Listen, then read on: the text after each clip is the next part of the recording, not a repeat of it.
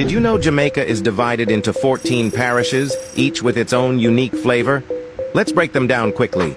Kingston is Jamaica's vibrant cultural and commercial hub. St. Andrew mixes urban life with lush hillsides. St. Thomas is known for its historic sites like Morant Bay, while Portland features natural beauty and stunning waterfalls. St. Catherine is home to Spanish Town and the growing city of Portmore. St. Mary offers tranquil beaches and historical landmarks.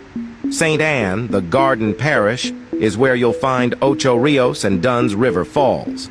Clarendon has rich farmlands and bauxite mining. Manchester has cool climates perfect for agriculture. St. James is Jamaica's tourism capital thanks to Montego Bay.